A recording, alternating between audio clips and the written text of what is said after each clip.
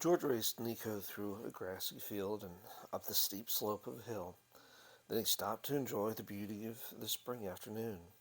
Below to the left shimmered the great lake, blue and rippling in the sunlight. Far to the right lay the Indian village. He had lived in that village for almost 10 years now. He smiled as he remembered the experiences of the first year, the pawing he had taken from the squaws as they inspected the first pale-faced boy they had ever seen, the ordeal he had faced in the oval arena, learning to wrestle, and then that first race. Well, all that lay behind him. Nobody in the village could outrun, outwrestle, or outswim him now, and the Indians accepted him as one of their own. He ate, slept, talked, worked, and played like an Indian. And because of the brown stain he had to paint on his body every few months, he looked like an Indian too. Already his shoulders had grown broad and muscular, and he stood a full 6 feet tall. But I'm not an Indian, George said fiercely to himself now. I'm not a redskin.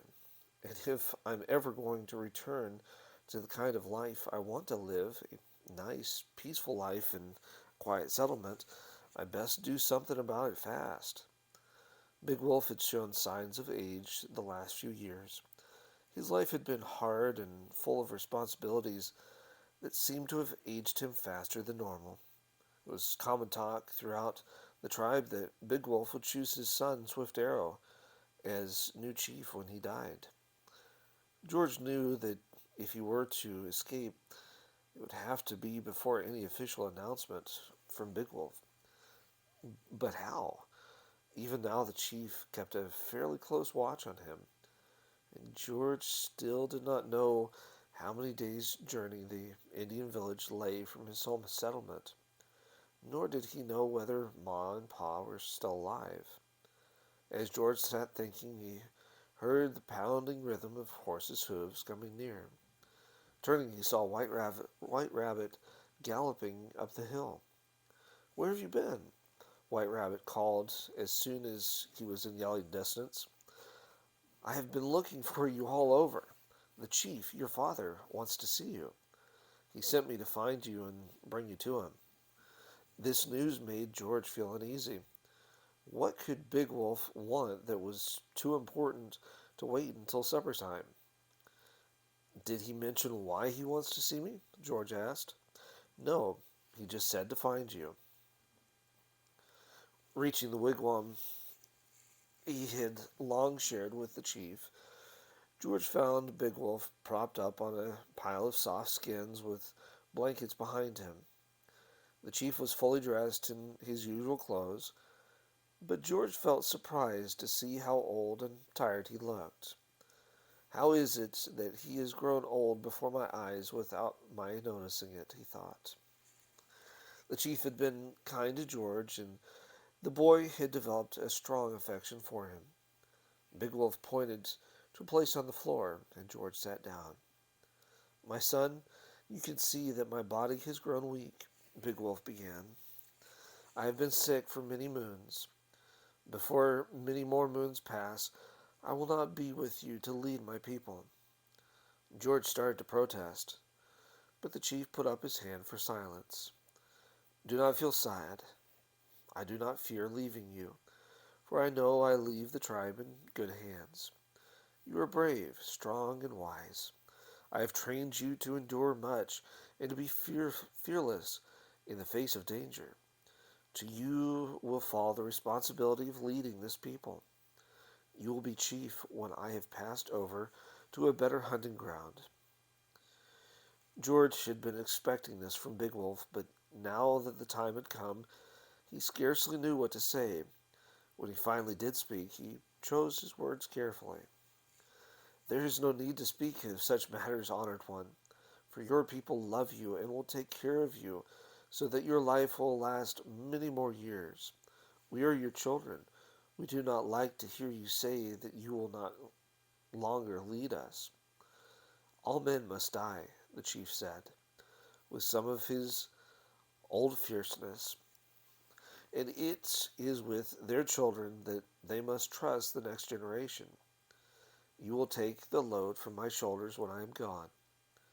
I am honored that you chose me for this, George said, but there is no need for us to speak of it now.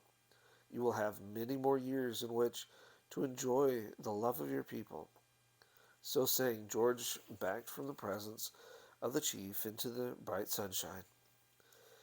The time has grown later than I thought, he said to himself as he walked slowly through the village.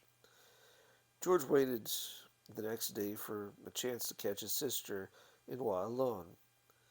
He found her late in the morning, sitting near her wigwam, sewing colorful beads onto a headband.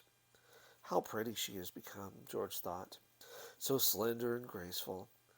Never have I seen a more beautiful girl. Inwa smiled when she saw him coming. My brother, she said, it has been many days since I have talked with you. You keep yourself too busy. Then come with me now, Inwa. We'll take a ride together. A worried look clouded George's handsome face as the two rode silently over the familiar trails. Inwa was first to speak. Something important is on your mind, Swift Arrow. What is it? I'm greatly troubled, little sister. As you know, our father plans to make me chief soon. When he does so, it will be almost impossible for me to carry out the plans I used to speak to you about. Plans? What plans? Why, the plans for me to leave this village and return home to the settlement of my real parents. Oh, Swift Arrow, after all these years, do you still remember that old home? Why do you not be happy with the honor that you will be given to you here? You are to become leader of a mighty nation of people. Inwa, you have long known my feelings. Real living means a clean home, neat clothes, busy schools, quiet churches, and the love of your family. That is why my people taught me as a boy. I can't be happy with this uncertain life. Never sure of enough food, always depending on the hunts and the small gardens of the squaws. And many of our people here are dirty and lazy. But worst of all, Inwa, as chief of these people, I would be forced to lead them on raids to help them steal and kill. I could never do that. Those we would rob would be people of my own blood. You know that it is impossible. To no Indian other than Inwa would George have dared to speak such words. Yet this gentle girl always seemed to understand and almost agree. I can see what you mean. You are still too much of a paleface to be happy with the Indian life. You must have enjoyed your paleface life, for you still remember it, though you were so little when you came here. If you could know my good mother and father-in-law, you would know the reason. They enjoyed life, and they taught us to enjoy life too. I can see that you must go, though it will make Big Wolf very sad, and the light will also go for my life. When the time comes, I will help you. You can depend on that. But until then, we must keep it secret between us. George and Inwa continued to ride in silence, enjoying what they expected to be one of their last rides together. After a time, Inwa spoke again. Swift Arrow, I too have a favor to ask. Our father may soon decide to give me in marriage to one of the braves. When that time comes, he may speak to you for your counsel. If he does, will you? Inwa suddenly seemed too shy to continue. George grinned. Ha! I know what you're going to say before you say it. You want me to mention the name of White Rabbit as a husband for you. Is that not right? Yes, my brother. You have read my heart. Very well. If the opportunity comes to me, I shall speak up loudly in behalf of White Rabbit. Inwa smiled happily. I'm sure he will make a good husband, George said. And because he is your husband, Big Wolf will make him chief when I go. I feel certain that White Rabbit could make a mighty chief and bring honor upon this tribe.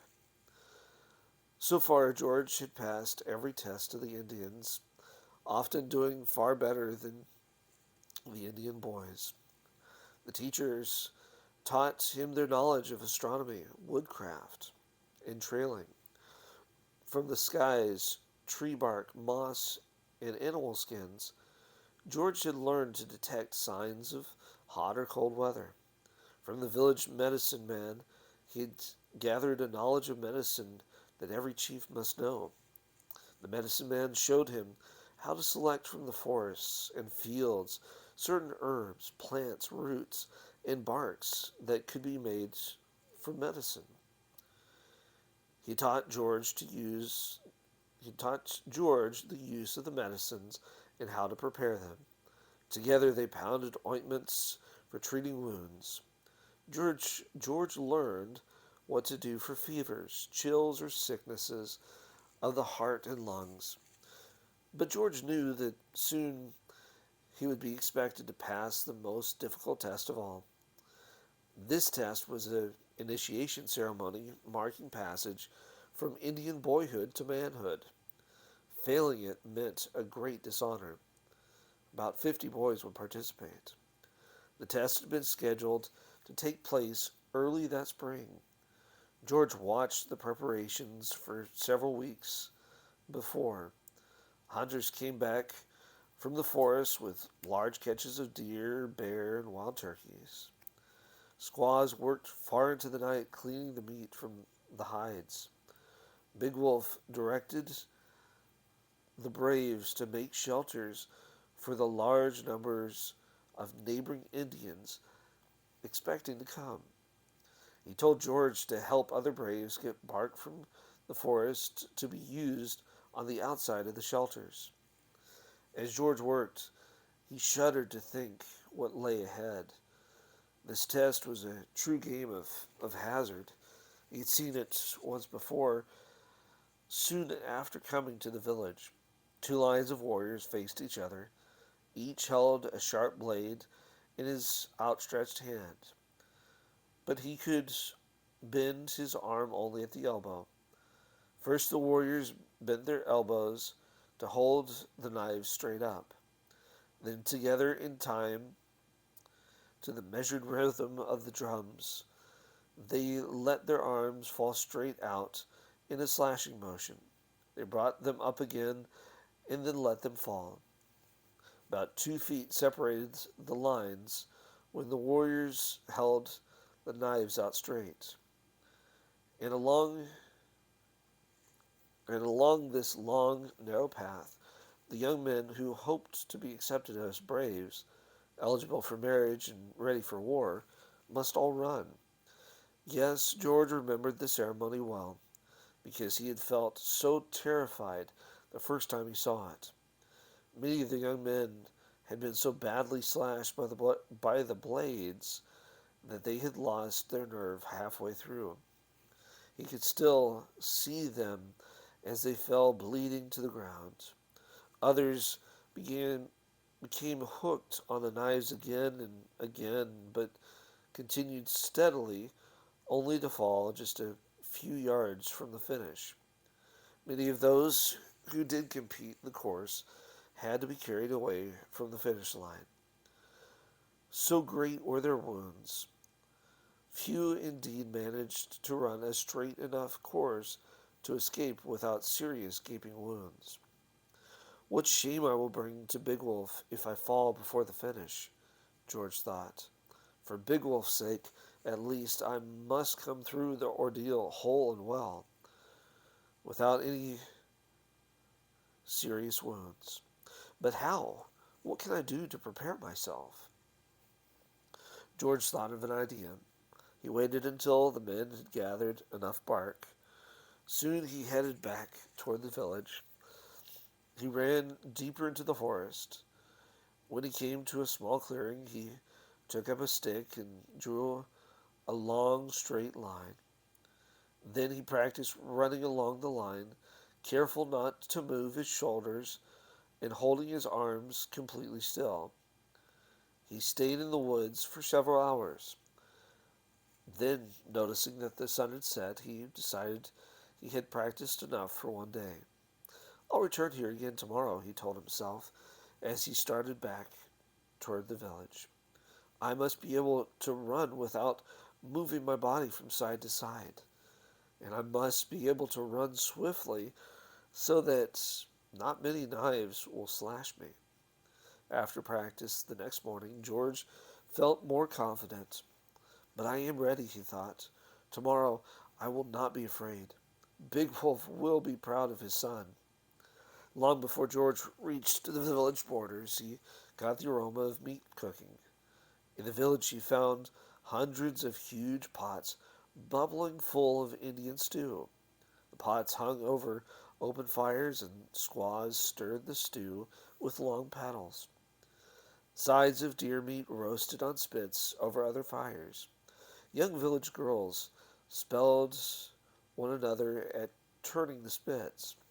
George noticed many strange faces throughout the village. Visitors from brother tribes had already begun arriving, and George saw, to his dismay, that the warriors who would participate in tomorrow's initiation ceremony had already begun practicing with their knives. They had been arranged in two lines facing each other, just as George remembered from the time before. As he moved closer to watch, he saw that all the warriors held their arms out straight. Inspectors walked between the two rows, measuring arms with a pole. Occasionally, an inspector sent one warrior away and called another to take his place. Only warriors with arms of the correct length could participate, for the path between them must be uniform in width along the line. Now the inspector pointed his finger at several Indians who stood nearby holding drums. Immediately they began beating the drums in rhythm. At another signal from the inspector, the two lines of warriors bent their elbows, bringing up the knives. Then all together they straightened their arms so the knives pointed toward the center. Up and down went their arms, the knives gleaming and flashing in the sunlight. While they all tried to move their arms at the same time, some had difficulty. George watched for about 15 minutes. Then he went to help the men finish the shelters for their visitors. When he finished several hours later, the warriors were still practicing, but now their timing seemed perfect. All the arms moved as if from one body. George guessed that the inspectors had replaced any warriors who could not keep correct time with others who were more coordinated. George decided to spend the remaining few hours of daylight practicing in the woods. A crowd had gathered to watch the lines of warriors. He shouldered his way past an old chief whom he didn't recognize. The chief leaned toward one of his braves to say something, but the brave must have been slightly hard of hearing, for this chief spoke loudly. "Who is this brave who walks so proudly?" the chief asked. "I hear that he is the son of Big Wolf," the Indian answered.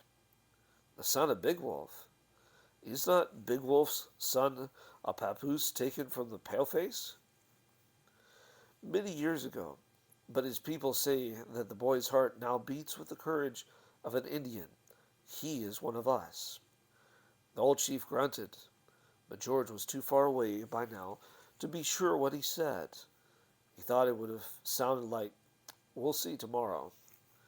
"Well, and I'll show him, too," George thought defiantly as he ran toward his clearing in the woods. That night the Indians played games in the moonlight. When they tired of the games, a great campfire was built, and they sat down to enjoy the stories of the old warriors. They told of past glories, long years before the paleface had come to destroy their hunting grounds. Some told tales of the spirits they worshipped. Younger men boasted proudly of their tribe's bravery against present enemies, both Indian and paleface. George listened but kept quiet. He fumed inside as he heard stories of treachery against his own people. When the storytellers grew quiet and the drums began to beat, George felt almost relieved. Through the years, he had become used to the wild ceremonial dances, but he slipped away into the darkness. Though he had grown used to them, George still did not enjoy the dances. I'd much rather be singing with my family around a cozy fire in a cabin's stone fireplace. Visitors and villagers alike passed the next morning, and more games and wrestling and racing events.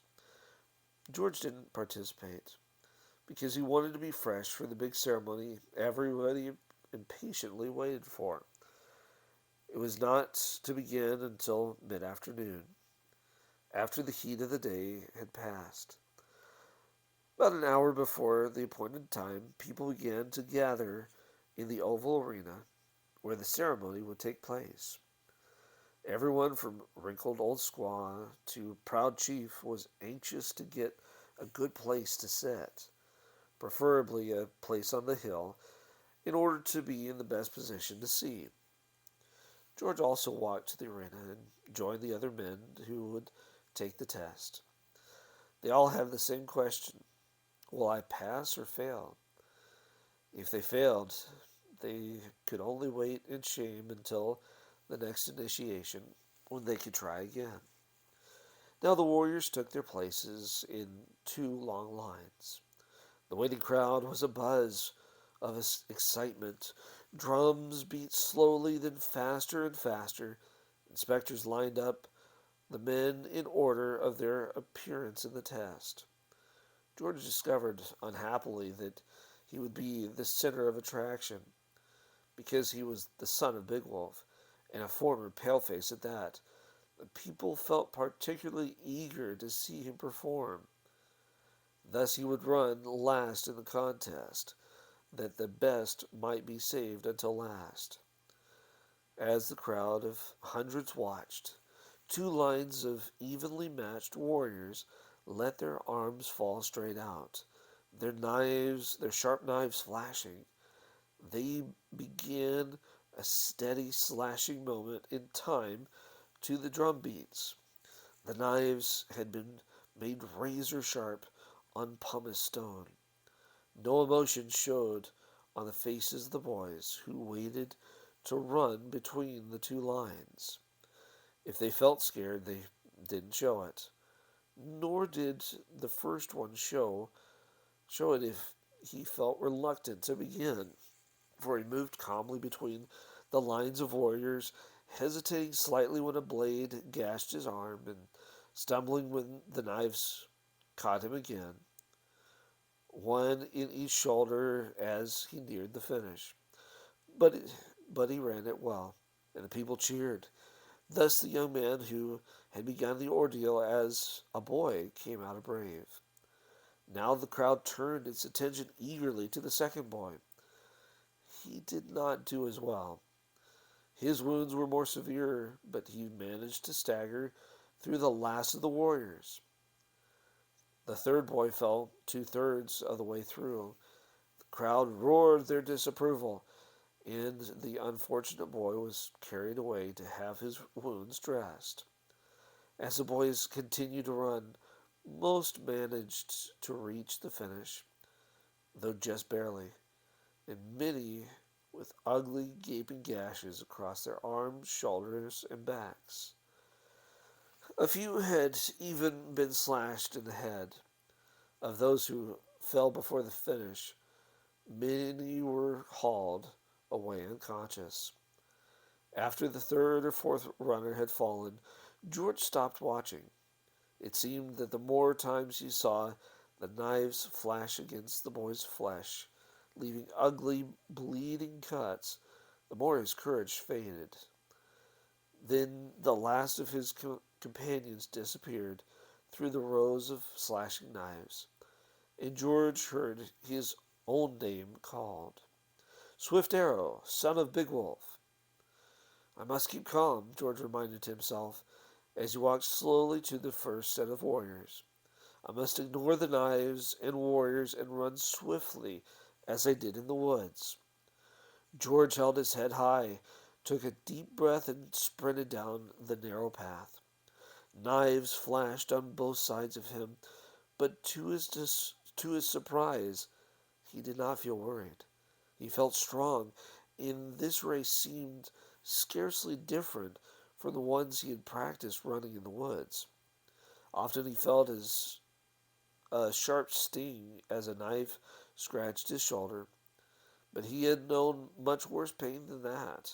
Again, halfway through the course, another knife caught the same shoulder, but he did not even feel it. Several more times the knives scratched and scraped his skin, but when George emerged from the end of the course, he knew only that a tremendous cheer, louder than any he had ever heard, greeted his ears. He had run swiftly through the two lines, never hesitating in receiving only slight wounds. Seldom did the Indians get to see such a fine performance. Why, they're cheering for me, George thought, and for Big Wolf. Though he felt more pleased than he had ever felt, he made certain that his pleasure did not show. Like a good Indian, he must keep his face a mask of unconcern. But then, when his friends crowded around him, he could not help but join in their laughter and good humor. The best congratulations of all came from Big Wolf. Today is the proudest day of my life. You have proved yourself a true Indian and a good son, and you have proved me right in choosing you for my son.